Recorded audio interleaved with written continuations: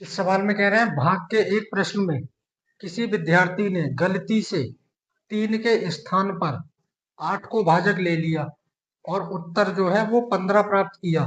तो सही उत्तर क्या है? उसको भाग करना था 8 से, लेकिन गलती से भाग किससे कर दिया? 3 से। और 3 से भाग करने के बाद आंसर 15 आया।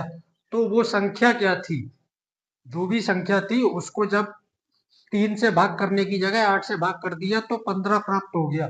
लेकिन वो संख्या पता होनी चाहिए थी कि वो संख्या क्या है, वही संख्या निकालनी है। अब ऐसे समझो, मान लो कि 8 है और इसको 2 से भाग किया तो 2 चौक 8।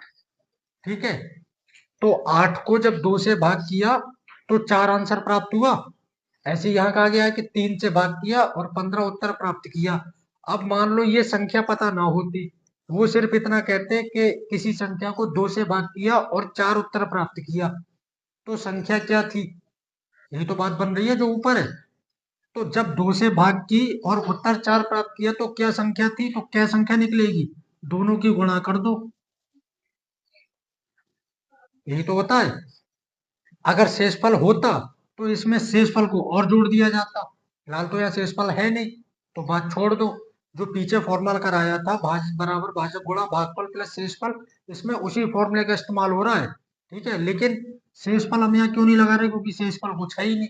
अगर कुछ होता, वो ये कहते कि 8 से भाग करने के बाद उत्तर 15 प्राप्त किया और शेषफल 5 रह गया या 4 रह गया, अगर ऐसी बात कहते तो भी यही था, गुणा तो होती ही होती, शेषफल जो नीचे बचता वो और जोड़ दिया जाता और संख्या निकल कर आ जाती।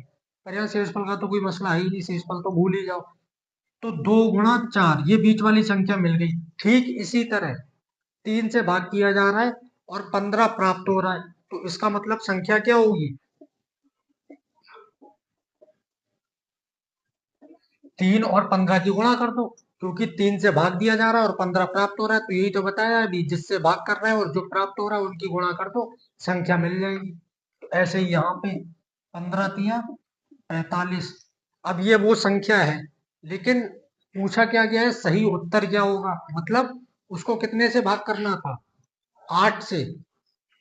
3 के स्थान पर, नहीं, 1 मिनट, 8 को भाजक लिया गया है ना, 3 नहीं लिया है।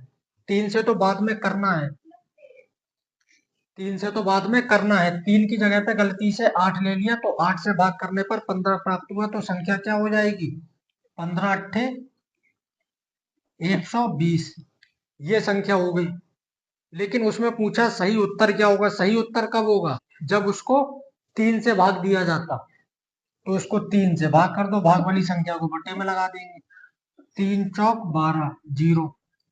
यानी सही उत्तर क्या होगा? 40 होगा। जो 15 आंसर आया था, 15 ना आकर कितना आना चाहिए था? 40। बात समझ में आ गई? नोट करो सवाल।